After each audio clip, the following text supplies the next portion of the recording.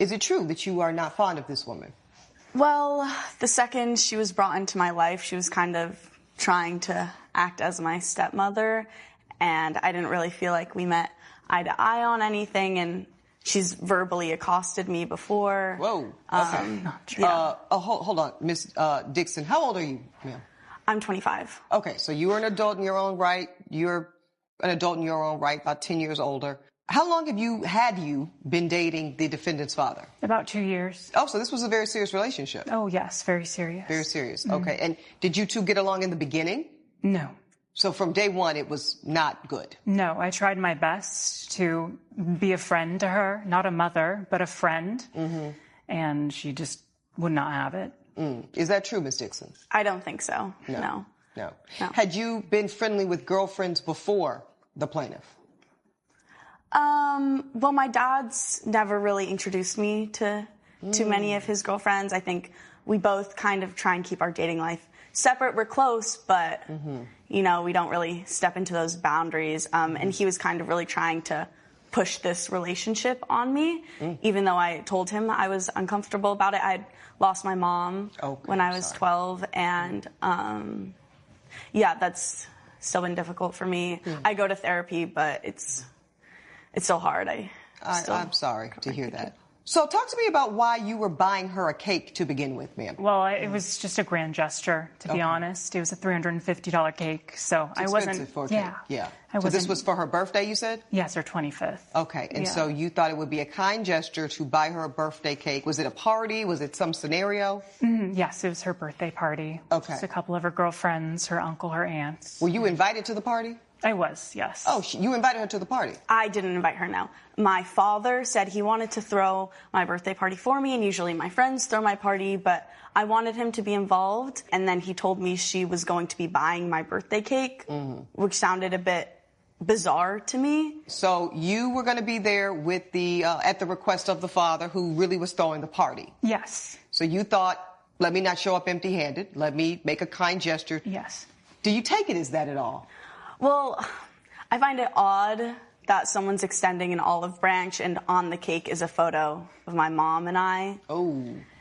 And so when she gave it to me, of course, I freaked out a little bit, understandably so, because birthdays are hard enough for me. Yeah. Miss Chambers, now come on now. Court was willing to give you some leeway here around the gesture piece, but a photo of this young lady who tragically lost her mother at 12 years old would be very triggering to anybody. What were you thinking? To be honest, it wasn't just me who was thinking about that. It was her father who prompted it. Okay. Is he here today in court? No. That's terribly inconvenient for you, ma'am, because now you're going to be the one responsible. Do you have a photo of the cake or anything that I could see? I don't know. Okay. Do you have any evidence for the court? I do. Please give your whole folder to my bailiff so I can take a look. It's the invoice. Okay. So this is the receipt showing what you paid for the cake. Yes. Okay, I do see an invoice here. And it does indicate, though, on the invoice that the pic was of the mom and daughter on the cake. So what she's saying is accurate. You did indeed pay $350 for the cake. So what happened to the cake, ma'am?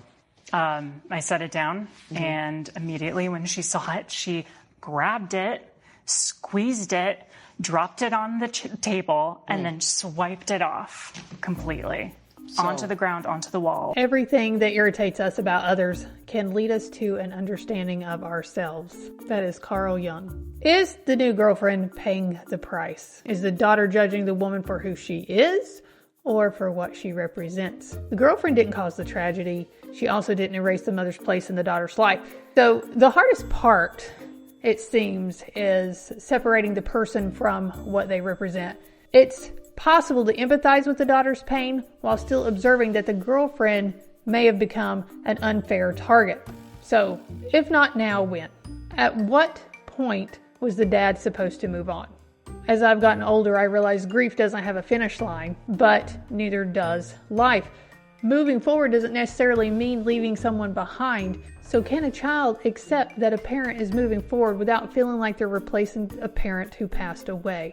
The dad deserves to be happy again, and that should not be contingent on when the daughter decides. I believe the biggest thing we can offer other people is grace. Grace from the new girlfriend to the daughter, but also grace from the daughter to the new girlfriend. We all deserve it. let's keep going. You were very upset, very triggered, and you just essentially trashed the cake. If I may tell my side of the story. Go ahead. When I get to this birthday party, it's covered in unicorns and rainbows, and it looks like it's a party decorated for like a 6-year-old, 12-year-old. It was so embarrassing and not appropriate at all. And the first person I see is her standing there smiling at me like an insane person. So I'm like, oh, she's the one responsible for this decoration. Okay. And I go inside, I see like a couple of my friends.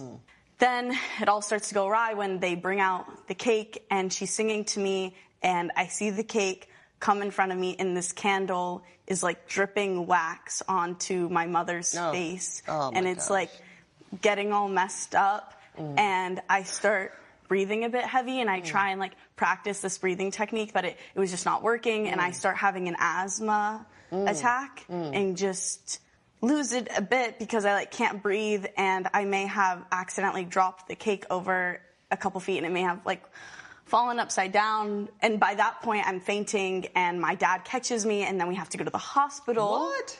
Yes. And then in the hospital they gave me tests for like my lungs, and they said it was a stress-induced attack. And A then panic attack, basically. A panic attack. And then I was out of work for a week. So not only did I have to pay for the medical charges, but I also lost the wages that I would have made at work. And do you have documentation of that, ma'am? I do, okay. ma'am. Elijah, Yes. please confiscate her folder as well. Thank you. So it was just a really traumatic way to start my 25th year here on Earth. Thank you. All thanks to her. Okay, so I am seeing that you have provided, that you paid $300 for urgent care, and then you also, the remaining part of your $1,100 claim is the lost wages? Yes. Okay. Now, I will tell you, Ms. Dixon, I have a lot of empathy and compassion for what you've shared with us today in court. I don't know that I believe that there was an accidental dropping of the cake. I think that per the plaintiff's testimony, you were very upset, very triggered. I would say rightfully so, quite frankly, with an image of your deceased mother on such an important special day for you. And I believe that you intentionally damaged the cake. Where is your father in all this, ma'am? And I actually really am disappointed he's not in court today because it sounds like he's got a lot of explaining to do. Right. But I certainly don't know why he would have encouraged, let alone allow, for you to present a cake with such a traumatic image on it. Ma'am, I understand you're talking about he was a part of it, but where was your common sense? I was honestly just grasping at straws to please her, and he said. So you thought it would be pleasing to anybody, Yeah. on any day, let alone their 25th birthday, to see an image of their deceased mother on a cake, ma'am? Come on. To be quite honest. Please be honest. You're under sworn testimony. Please. I mean, if I disliked her and wanted her to be angry, I wouldn't have spent $350. It's not about disliking her, ma'am. I don't think that you have any reason to dislike her. I just don't know where the common sense of reasonable judgment is on your part. Would you want that? If it were you, would you find that pleasing? Would that bring you joy on your birthday to see you and your deceased mother while your father is sitting here parading his new love interest in front of your face? I don't think that this young lady is done grieving the loss of her mother. She's clearly sitting in this courtroom brokenhearted today. I mean, it's been like... I'm not talking to you, Miss Chambers. I'm talking about what I see in front of my eyes. And she could have died 12 years ago. She could have died 2 years ago. She could have died 20 years ago. Everybody has their own grieving process.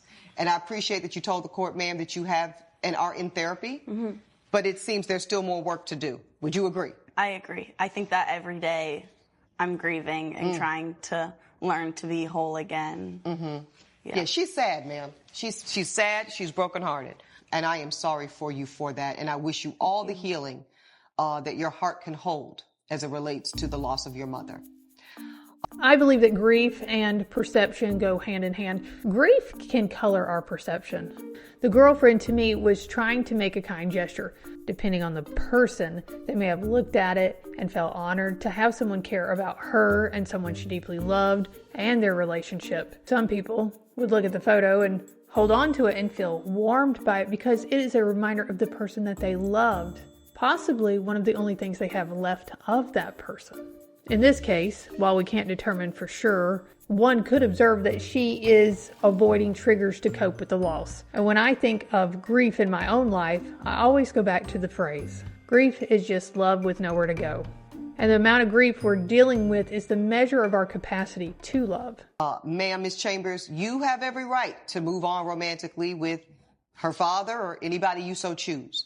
But I do find that your handling of this situation lacked couth, sound judgment, and reasonable behavior. You admitted to this court that it's never been a good dynamic between the two of you. And so I would think that the last thing you would invoke under any circumstance, daddy or no daddy, is her dead mother, when we already know she's struggling. You can see it. Just look at her. So this court does rule in favor of the defendant on the first claim. So the plaintiff's claim for $350 for this cake is dismissed. As to this countersuit, ma'am, I am satisfied by the medical bill that I do believe, but for this very triggering, inappropriate cake, I don't think that you would have had this panic attack, and I don't think that you would have incurred this bill. However, these lost wages, I am more skeptical about. You have not included any evidence to give me any indication of what you make and what you got to do to make it. So I'm not able to consider that. So I ruled in favor of the defendant and her counterclaim, but only for $300. I wish you healing, ma'am. That is my ruling. For me, I don't believe that grief ever goes away, but it's something that we can carry, that we can allow to mold us in a way that brings positive change to the world, or even just the people around us. So the moral of the story, healing doesn't mean forgetting. It means learning to carry your loss without letting it define every new chapter. Let's do better by leading with empathy instead of assumptions. Now, my final question for you. At what point do you think a surviving spouse should be allowed to move on after losing their partner? Put your answers in the comments. And as always, thank you for watching. Make sure to like, follow, and share. And I will see you again soon.